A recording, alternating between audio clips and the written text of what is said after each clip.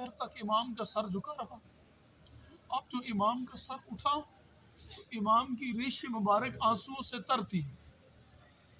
ایک جملہ امام نے کہا, اے ابو عمرو اتنا بتا دے, اگر یہ فرشتے نہ لکھیں کیا خدا حاضر و ناظر نہیں ہے؟ خدا تمہارے ہر عمل کو نہیں دیکھتا؟ کیا خدا تمہارے ہر عمل پہ شاہد نہیں ہے؟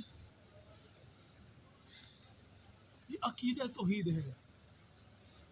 جب ہمارا یہ عقیدہ ہے کہ خدا حاضر و ناظر ہے, جب ہمارا یہ عقیدہ ہے کہ خدا کا رسول حاضر و ناظر ہے, ہمارا یہ عقیدہ ہے کہ امام حاضر و ناظر ہے, اور یہ عقیدہ خود ساختہ نہیں, خدا ساختہ ہے. یعنی خدا نے کہا ہے کہ میں بھی تمہارے اعمال کا گواہ ہوں, میں بھی تمہارے اعمال کو دیکھتا ہوں, ورسول ہوں, اور اس کا رسول بھی, والمؤمنون, اور کچھ مومن ایسے ہیں وہ بھی تمہارے اعمال کے گواہ ہیں, ان کو دیکھتے ہیں. یعنی خدا بھی گواہ ہے, رسول بھی, اور وہ مومن جن کو خدا کل ایمان کا درجات عطا کرتا ہے وہ بھی ہمارے اعمال کے گواہ ہیں. اب یہ حدیث کیوں میں نے آپ کو سنائی؟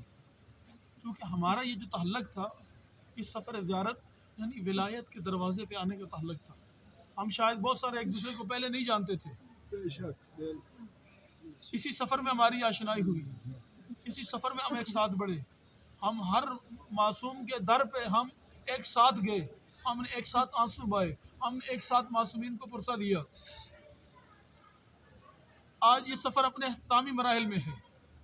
ہم جب واپس پلٹیں کہیں ایسا نہ ہو کہ ہم اس سفر کو ضائع کر بیٹھیں, ہم یہاں سے ایک دوسرے کے حوالے سے بغض لے کر جائیں, دل میں کینہ لے کر جائیں, فلاں نے میرے ساتھ فلاں مقام پہ زیادتی کی تھی, فلاں نے. خدا کی قسم معصوم فرماتے مومن کی عزت کعبے سے زیادہ ہے. ایک دوسرے کی عزت نفس کا خیال رکھنا, کبھی بھی توہین نہ ہو ہم سے کسی مومن کی, اس لیے کہ خدا دیکھ رہا, معصوم دیکھ رہے ہیں. اور آئندہ بھی یہ رشتہ اسی طرح مضبوط ہو کہ ہم جب تک زندہ رہیں اس رشتہ ولایت میں پروئے رہیں. کیوں اس روایت سے میں اپنی گفتگو کو آگے بڑھا رہا ہوں؟ آپ کہاں سے ہو کے آئے؟ کربلا سے. کربلا سے ہو کے آئے. آج جس بیوی کا پرسہ دے رہے ہیں, ایک روایت سنو گے اس بیوی کے حوالے سے, فرماتے ہیں کہ جب کوئی مومن حسین کی زیارت کا قصد کرتا ہے, جناب سیدہ کہ اس کے لیے دعا کے لیے ہاتھ اٹھتے ہیں, اے میرے حسین میں رونے والے تیرا شکریہ, تو میرے بیٹے کی زیارت کرنے کے لیے آیا, جب میں تمہاری پچھلی ساری زندگی کے گناہ معاف کر دیے. ماشاءاللہ. تمہاری پچھلی ساری زندگی کے گناہ. یعنی اب سوچئے یہ ولایت کیا ہے, یہ جو تعلق ہے اہل بیت کے ساتھ ہمارا, یہ کیا ہے, اس کا کیا مقام ہے, کیا مرتبہ ہے. کہا کہ خدا فقط اللہ اور معصوم کی رضا کے لیے گلے ملنا. خداوند عالم ایک فرشتے کی ڈپٹی لگاتا ہے, وہ بین الارض والسماء, زمین اور آسمان کے درمیان وہ ندا بلند کرتا ہے, اے ولایت کے رشتے میں پڑے ہوئے مومنو, اللہ نے تمہارے اس معانقے کی وجہ سے تم دونوں کی پچھلی ساری زندگی کے گناہ معاف کر دیے. اب تم ایسے ہو جیسے ابھی دنیا سے میں آئے ہو. آئندہ کے لیے احتیاط کرنا, تم کس رشتے میں پڑے ہو. اب مزید پیاس پڑی, مولا کچھ اور مومنوں کی ملاقات کی فضیلت بیان فرمائیے. امام علیہ السلام نے بیان فرمایا, جب ہمارے دو چاہنے والے, ہمارے دو مودت و ولایت کے رشتے میں پڑے ہوئے مومن جب آپس میں مل کے بیٹھتے ہیں اور ایک دوسرے کے دکھ درد بانٹتے ہیں, اور یہ دکھ درد بانٹنا اس لیے نہیں ہے کہ آج میں اس کے گھر آیا تو کل یہ میرے گھر آئے گا, آج میں ان کے جنازے میں گیا تو کل یہ میرے جنازے میں آئے گا, آج میں ان کی شادی میں شریک ہوں تو کل یہ میری اس میں آئے گا, آج میں ان کی مجلس اور جلوس میں گیا ہوں تو کل یہ میری. اس لیے نہیں, فقط اللہ کی رضا کے لیے جب دو اہل بیت کے چاہنے والے آپس میں مل کے بیٹھتے ہیں اور ایک دوسرے کے دکھ درد بانٹتے ہیں, ایک دوسرے کے ساتھ راز و نیاز کی باتیں کرتے ہیں. امام علیہ السلام نے فرمایا, خداوند عالم حکم دیتا, اے فرشتوں کندھے پہ بیٹھ کے اعمال نامہ لکھنے والو, جدا ہو جاؤ, میں اللہ پسند نہیں کرتا میرے دو بندے آپس میں راز و نیاز کی باتیں کریں اور تم فرشتے ان کی باتوں کو سنو.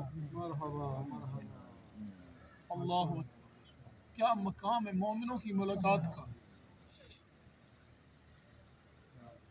بس یہاں تک پہنچے میں نے روایت میں پڑھا اگر یہ شخص مومنوں کی ملاقات کی فضیلت قیامت تک بیان کرتا رہتا نا، امام اس کو مومنوں کی ملاقات کی قیامت تک فضیلت بتاتے رہتے، لیکن اب اس چونکہ ظرف اتنا نہیں تھا، بے صبرا تھا، ایک دم بول پڑا مولا یہ کیسے ممکن ہے کہ خدا ان فرشتوں کو حکم دے کندھوں سے ہٹ جاؤ، جبکہ اگر اچھی باتیں کر رہے ہوں گے تو دائیں کندھے والا لکھے گا، اگر بری باتیں کریں گے تو بائیں کندھے والا لکھے گا، ان کی تو ڈیوٹی ہے، یہ تو کرامن کاتبین ہے۔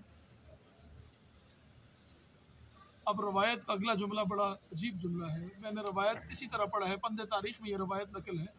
امام فرماتے ہیں، یہ شخص فرماتے ہیں کہ امام نے اپنا سر جھکا لیا، بڑی جب یہ شخص اپنے اس ارادے کو لے کر کربلا پہنچتے بی بی حاضر ہوتی ہے اس کے شکریہ ادا کرنے کے لیے، اور خدا کی قسم اسے بی بی فراموش نہیں کرتی، میں نے روایت میں پڑھا ہے خدا 70,000 فرشتوں کی ڈیوٹی اس کے ساتھ لگا دیتا ہے، گھر سے جب یہ قدم لے کے نکلتا ہے پہلا قدم 70,000 فرشتے کربلا پہنچتا ہے، فرشتے کہتے ہیں پروردگار بس، کہا نہیں ابھی اس کے ساتھ رہو، جب کربلا سے واپس پلٹتا ہے اپنے گھر واپس پہنچتا ہے، خدا فرشتے کہتے ہیں خدایا کیا ہماری ڈیوٹی ختم ہو گئی، کہا نہیں ابھی تو تم اس کے ساتھ گھر آئے ہو، کہا پروردگار اب کیا کرنا ہے، کہا جب تک یہ زندہ ہے اس کے لیے اس کے حق میں استغفار کرتے رہو،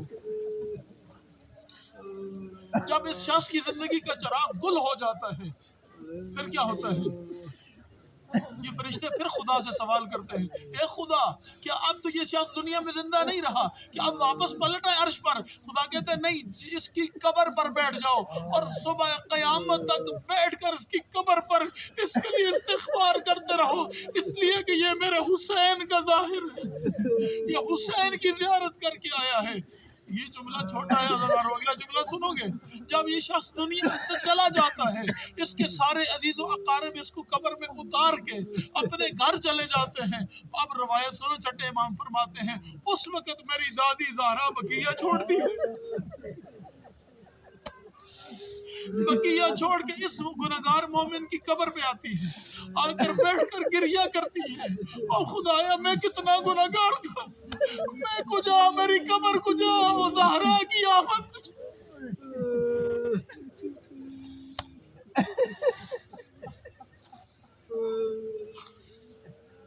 اجرکم اللہ، خدا تمہیں کوئی غم نہ دے۔